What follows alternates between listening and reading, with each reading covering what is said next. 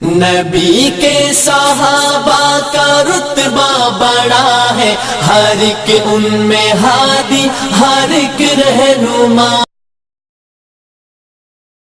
سیدنا عمر فاروق رضی اللہ عنہ دعا کیا کرتے تھے کہ اے اللہ مجھے اپنی راہ میں شہادت نصیب فرما، مجھے اپنے رسول کے شہر میں موت دے۔ خلافت کے 11ویں سال اللہ تعالیٰ نے ان کی یہ دونوں دعائیں پوری کر دی۔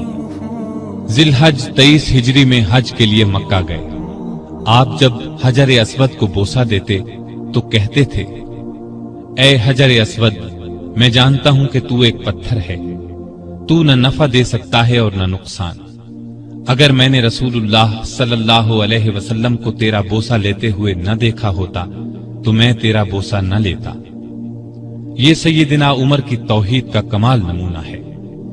حج سے فارغ ہو کر اس مہینے کی آخری تاریخوں میں واپس لوٹے۔ جمعے کے دن مسجد میں خطبہ دیا جو بہت طویل تھا۔ اس میں لوگوں کو بہت نصیحتیں کی۔ اس خطبے میں اپنے ایک خواب کا ذکر کیا اور فرمایا، میں سمجھتا ہوں میری موت کا وقت آ پہنچا ہے۔ اس کے ساتھ ہی خلافت کے بارے میں کچھ ایسی باتیں بیان کی جن سے معلوم ہوتا تھا کہ آئندہ ہونے والے خلیفہ کے بارے میں پریشان ہیں۔ مدینے میں مغیرہ بن شعبہ کا ایک غلام تھا۔ یہ ایرانی تھا، اچھا کاریگر تھا۔ اس کا نام ابو لؤلؤ فیروز تھا۔ ایک دن سیدنا عمر سے شکایت کی کہ میں دن بھر کام کر کے جو کچھ کماتا ہوں، میرا آقا اس میں سے بہت زیادہ رقم لے لیتا ہے، اس میں کمی کرا دیں۔ سیدنا عمر نے پوچھا، تم کون سا کام جانتے ہو؟ اس نے کہا، میں لوہار بھی ہوں، بڑھئی بھی ہوں اور بیل بوٹے بھی بنانا جانتا ہوں۔ سیدنا عمر نے دریافت کیا، تمہارا آقا تم سے روزانہ کتنی رقم لیتا ہے؟ اس نے کہا، 2 درہم روزانہ۔ اس پر سیدنا عمر نے فرمایا، تم جو کام جانتے ہو اس کے مقابلے میں تو یہ رقم زیادہ معلوم نہیں ہوتی۔ اس پر ابو لؤلؤ ناراض ہو کر چلا گیا۔ اگلے دن ابو لؤلؤ فجر کی نماز سے پہلے مسجد میں چھپ کر بیٹھ گیا۔ سیدنا عمر لوگوں کو نماز پڑھانے لگے تو اس نے کونے سے نکل کر 2 دھاری خنجر سے امیر المؤمنین پر 6 وار کیے اور پھر صفوں میں کھڑے مسلمانوں کو زخمی کرتا باہر بھاگا، لیکن مسلمانوں نے پکڑ لیا۔ اس پر اس نے وہی خنجر اپنے پیٹ میں جھونک لیا اور مر گیا۔ ادھر امیر المؤمنین شدید زخمی ہو گئے۔ انہوں نے عبد الرحمن بن عوف رضی اللہ عنہ کا ہاتھ پکڑ کر اپنی جگہ کھڑا کر دیا، خود زمین پر گر پڑے۔ لوگوں نے نماز سے فارغ ہو کر دیکھا، جن مسلمانوں کو ابو لؤلؤ نے زخمی کیا تھا ان میں سے 7 دم توڑ چکے تھے، باقی بہت زیادہ زخمی نہیں ہوئے تھے۔ البتہ سیدنا عمر کی حالت نازک تھی۔ ایسے میں انہوں نے عبداللہ بن عباس سے پوچھا، مجھے کس نے مارا ہے؟ انہوں نے بتایا، مغیرہ بن شعبہ کے غلام ابو لؤلؤ نے۔ یہ سن کر فرمایا، اللہ کا شکر ہے، میری موت کسی ایسے شخص کے ہاتھ سے نہیں ہوئی جو اسلام کا دعویٰ کرتا ہو۔ لوگ انہیں اٹھا کر گھر لائے، دودھ پلایا گیا تو وہ زخموں کے راستے باہر آ گیا۔ اب سب کو یقین ہو گیا کہ امیر المؤمنین کا آخری وقت آ پہنچا ہے۔ لوگ غم سے نڈھال ہو گئے، ان سے ملنے کے لیے آنے لگے۔ ایک نوجوان ایسے میں ملنے آیا۔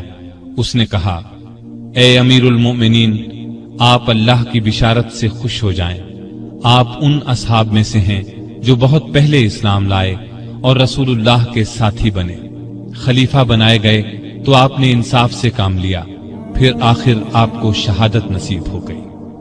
یہ سن کر سیدنا عمر نے فرمایا، اے بھتیجے، اللہ کرے یہ چیزیں میرے گناہوں کے برابر برابر ہی ہو جائیں، مجھے کوئی عذاب ہو نہ ثواب۔ مطلب ان کے کہنے کا یہ تھا کہ بس عذاب سے بچ جاؤں۔ وہ نوجوان واپس جانے لگا تو سیدنا عمر فاروق رضی اللہ عنہ کی نظر اس کی چادر پر پڑی جو زمین کو چھو رہی تھی۔ اس نازک حالت میں بھی انہیں شریعت کا اس قدر پاس تھا کہ فرمایا، اس نوجوان کو واپس بلاؤ۔ اسے واپس ان کے سامنے لایا گیا تو فرمایا، اے بھتیجے، اپنا تہبند اونچا باندھو، اس سے کپڑا بھی صاف رہے گا اور تمہارے رب کے نزدیک یہ پرہیزگاری کی بات بھی ہے۔ सैयदना इब्न अब्बास रज़ी अल्लाह अन्हु ने उनका मर्तबा और नेकियां बयान की तो फरमाया, अल्लाह की कसम, अगर मेरे पास दुनिया भर का सोना होता तो इससे पहले कि मैं अल्लाह के अजाब को देखूं, मैं उसे अल्लाह की राह में दे देता, यानी अजाब के खौफ से सारा सोना खैरात कर देता। उसके बाद अपने बेटे अब्दुल्लाह को बुलाया, उनसे पूछा कि मुझ पर कितना कर्ज है। उन्होंने हिसाब लगाकर बताया 86,000 दिरहम। इस पर उन्हें कुछ हिदायत दी। आखिर में फरमाया, इस कर्ज को मेरी तरफ से अदा कर देना। इसके बाद फरमाया, उम्मुल मोमिनीन आयशा सिद्दीका रज़ी अल्लाह ताला अन्हा के पास जाओ और कहो, उमर बिन खत्ताब आपको सलाम कहता है और अपने दो साथियों यानी नबी करीम सल्लल्लाहु अलैहि वसल्लम और अबू बकर के साथ दफन होने की इजाजत चाहता है। अब्दुल्ला बिन उमर आयशा सिद्दीका की खिदमत में हाजिर हुए। वो उस वक्त सैयदना उमर के सदमे में रो रही थी। उनका पैगाम सुनकर फरमाया, ये जगह मैंने अपनी कब्र के लिए रखी थी, लेकिन अपने आप पर उमर को तरजीह देती हूं। सैयदना अब्दुल्ला ये जवाब सुनकर वापस आए और सैयदना उमर को उनका जवाब बताया। आपने अल्लाह का शुक्र अदा किया। फिर फरमाया, मैं मर जाऊं तो मेरा जनाजा उठाकर वहां ले जाना और उन्हें सलाम करके एक बार फिर अर्ज करना, उमर बिन खत्ताब इजाजत तलब करता है। अगर इजाजत दे दें तो मुझे अंदर ले जाकर दफन कर देना, और अगर इनकार कर दें तो आम मुसलमानों के कब्रिस्तान में दफन कर देना। हालत जब ज्यादा नाजुक हो गई तो फरमाया, खिलाफत का हकदार Usman, Ali, Zubair, Abdurrahman bin of और साद बिन अबी वक्कास रज़ी अल्लाह अन्हुम से ज्यादा किसी को नहीं समझता। रसूलुल्लाह सल्लल्लाहु अलैहि वसल्लम भी वफात तक इनसे खुश थे। इनमें से जिसे खलीफा चुन लिया जाए उसकी इताअत करना। फिर अपने बाद होने वाले खलीफा को वसीयत की कि मुहाजिरीन और अंसार से अच्छा सलूक करना। जो लोग हमारी पनाह में आ गए उनकी जानों और मालों की हिफाजत करना, उनसे किए हुए हर आहद को पूरा करना। आप 27 जिलहज 23 हिजरी को जख्मी हुए।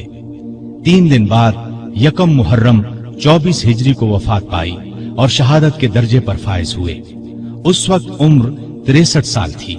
जनाजा चारपाई पर रखा गया तो चारों तरफ लोग जमा हो गए। सैयदना अली रज़ी अल्लाह अन्हु आए तो फरमाया, अल्लाह आप पर रहम फरमाए। आपने कोई ऐसा शख्स नहीं छोड़ा कि अल्लाह के सामने जाने के लिए मुझे उसके अमल आपके अमल से ज्यादा पसंद हो। अल्लाह की कसम, मुझे उम्मीद थी कि अल्लाह आपको आपके दोनों साथियों के साथ रखेगा, इसलिए कि मैं अक्सर रसूलुल्लाह सल्लल्लाहु अलैहि वसल्लम को इस तरह फरमाते हुए सुना करता था, मैं गया और अबू बकर व उमर गए, मैं दाखिल हुआ और अबू बकर व उमर दाखिल हुए, मैं निकला और अबू बकर व उमर निकले। जनाजा हजरत सुहैब रज़ी अल्लाह अन्हु ने पढ़ाया। हजरत अली, उस्मान, साद बिन अबी वक्कास और अब्दुर्रहमान बिन औफ रज़ी अल्लाह अन्हुम ने कब्र में मैयत को उतारा और इस्लाम के इस बहुत बड़े फर्जंद को हमेशा के लिए रसूलुल्लाह सल्लल्लाहु अलैहि वसल्लम और सैयदना अबू बकर रज़ी अल्लाह अन्हु का साथ नसीब हो गया है। अल्लाह ताला सैयदना उमर फारूक रज़ी अल्लाह अन्हु पर रहमत फरमाए। आमीन।